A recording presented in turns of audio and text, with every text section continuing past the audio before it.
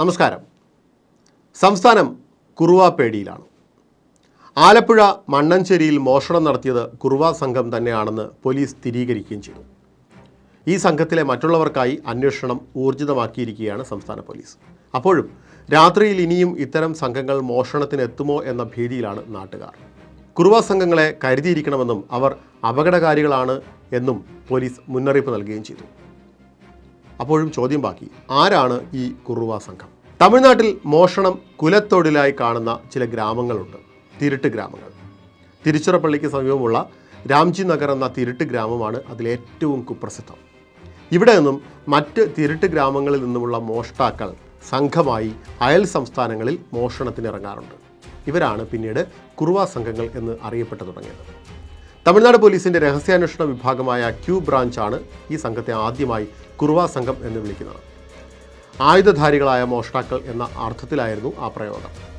Body Nayakkanur, Coimbatore, Thanjavur, മധുര എന്നിവിടങ്ങളിലെ ചില ഗ്രാമങ്ങളിലുള്ളവരും ഇപ്പോൾ കുറുവ സംഘങ്ങളിൽ സജീവമാണ്. എല്ലായിടത്തും ഈ സംഘം മോഷണത്തിന് ഉപയോഗിക്കുന്നത് ഒരേ തന്ത്രങ്ങളാണ്. പദ്ധതിയിട്ട മോഷണം വിജയകരമായി നടത്താനായി ആൾക്കാരെ പരിക്കേൽപ്പിക്കാനും എന്തിന് കൊല്ലാനും വരെ മടിക്കാത്തവരാണ് കുറുവ സംഘത്തിലെ അംഗങ്ങൾ. അതുതന്നെയാണ് അവരെ അപകടകാരികളാക്കുന്നത്. മോഷണം നടത്താൻ ഉദ്ദേശിക്കുന്ന പ്രദേശത്ത് നേരത്തെ തന്നെ എത്തി ചെറിയ തൊഴിലുകളിൽ ഏർപ്പെടും. സാവധാനം പരിസരവും വീടുകളും നിരീക്ഷിച്ച് കയറേണ്ട വീടുകൾ ഏതൊക്കെയാണെന്ന് തീരുമാനിക്കും. 2-3 പേരുടെ സംഘമാകും മോഷണത്തിനിറങ്ങുന്നത്. കയ്യിൽ ഇരുമ്പ് ദണ്ടുകളുണ്ടാകും. പുറകിലത്തെ വാതിൽ തുറന്നാണ് ഇവർ സാധാരണയായി വീടുകളിൽ പ്രവേശിക്കുക.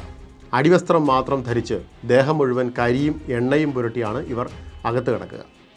പിടിക്കാൻ ആരെങ്കിലും ശ്രമിച്ചാൽ വഴുതി ഓടാൻ ഇത് സഹായകമാകും. മോഷണം നടത്താൻ ഉദ്ദേശിക്കുന്ന വീടിന് സമീപം ശ്രദ്ധ തിരിക്കാനായി മറ്റെന്തെങ്കിലും ചെറിയ സംഭവങ്ങൾ സൃഷ്ടിക്കുന്നതും ഇവരുടെ പതിവാണ്. വീടിന് മുന്നിൽ കുട്ടികൾ കരയുന്ന ശബ്ദമോ വാഹനാപകടം നടക്കുന്നത് പോലെയുള്ള ഒച്ചയോ ഉണ്ടാക്കി വീട്ടുകാരുടെ ശ്രദ്ധ തിരിച്ച ശേഷമാകും പലപ്പോഴും ഇവർ വീട്ടിൽ കയറുന്നത്. മോഷണം കഴിഞ്ഞാൽ കിട്ടുന്ന പണവും സ്വർണവും സംഘത്തലവൻ സൂക്ഷിക്കും. ഇടയ്ക്ക് പോലീസ് പിടിക്കുന്ന ഘട്ടം വന്നാൽ തലവനെ രക്ഷപ്പെടുത്തി മറ്റുള്ളവർ പിടികൊടുക്കും. അങ്ങനെ സംഭവിച്ചാലും മോഷണ മുതലിൻ്റെ വിഹിതം തലവൻ കൃത്യമായി ഗ്രാമത്തിലെ ഇവരുടെ വീടുകളിൽ എത്തിക്കും. കൗമാരക്കാർ മുതൽ 60 കഴിഞ്ഞവർ വരെ സംഘത്തിൽ അംഗങ്ങളായിട്ടുണ്ടെന്നാണ് റിപ്പോർട്ട്. പിടിക്കപ്പെടുന്നവരും ശിക്ഷിക്കപ്പെടുന്നവരും ഒക്കെ പുറത്തിറങ്ങിയാൽ വീണ്ടും മോഷണത്തിനിറങ്ങുന്നതും പതിവാണ്.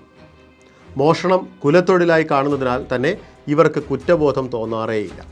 ഏതായാലും വളരെ ജാഗ്രതയോടെ വേണം ഇവരെ കാണാൻ.